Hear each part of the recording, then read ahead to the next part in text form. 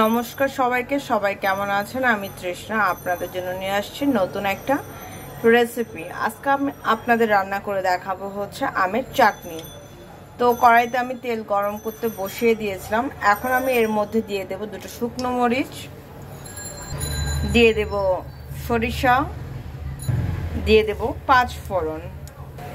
একটু ভেজে নেব, 2-3 মিনিট একটু ভেজে নেব। দেখো আমি এখানে আমটাকে একটু হালকা সেদ্ধ করে নিয়েছিলাম। আমি এই তেলের মধ্যে দিয়ে দেব একটু সামান্য হলুদ। সবকিছু একটু সুন্দর করে 2-3 মিনিট ভেজে নেব।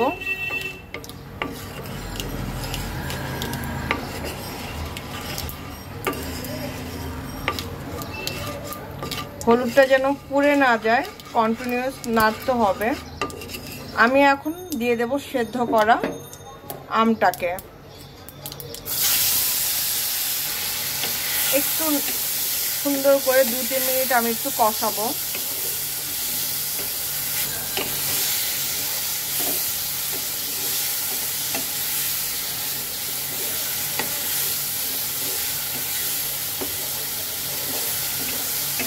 দুই 3 মিনিট কষানোর পরে আমি এর মধ্যে দিয়ে দেব,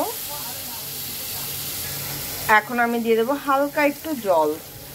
খুব বেশি দেব না, কারণ যেহেতু আমার এখানে একটা আম।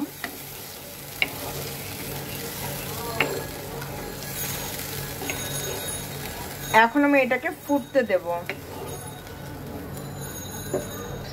একটু ফোটার আগে আমি একটু লবণ দিয়ে দেব। এবার নেড়ে দেব। তো আগে এটা হোক, জাল আসুক, ফুটুক, তারপর তোমাদের সাথে আমি শেয়ার করছি। দেখো আমার চাটনিটা কিন্তু বলক চলে আসছে। এখন আমি এর মধ্যে দিয়ে দেব স্বাদ অনুযায়ী, যে যেরকম মিষ্টি খেতে পছন্দ করো সে অনুযায়ী চিনি। আমি এখন একটু নেড়ে দেব।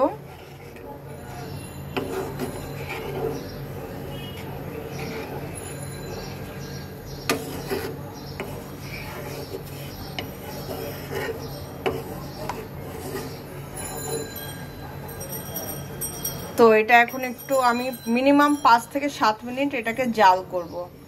তো এটা হতে থাক, হওয়ার পরে আমি তোমাদের সাথে লাস্ট এন্ডিংয়ে দেখাচ্ছি জিনিসটা দেখতে কেমন হলো। ঠিক আছে? বিশেষ করে অনেক সুন্দর একটা কালার আসছে।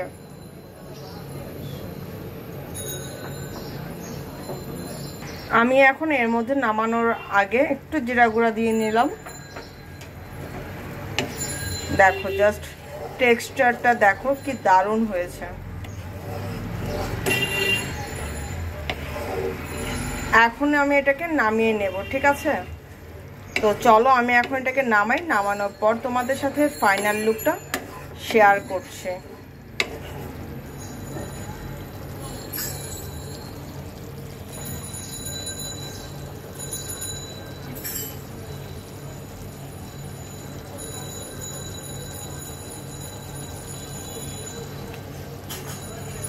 এই হচ্ছে আমার চাটনির ফাইনাল লুক।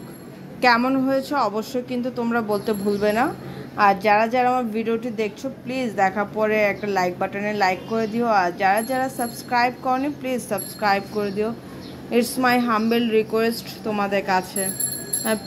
আরেকটা কথা, প্লিজ তোমরা পুরো ভিডিওটা দেখো। ঠিক আছে? আর আমের চাটনি কেমন রান্না করলাম তোমরা কিন্তু অবশ্যই বলতে ভুলবে না।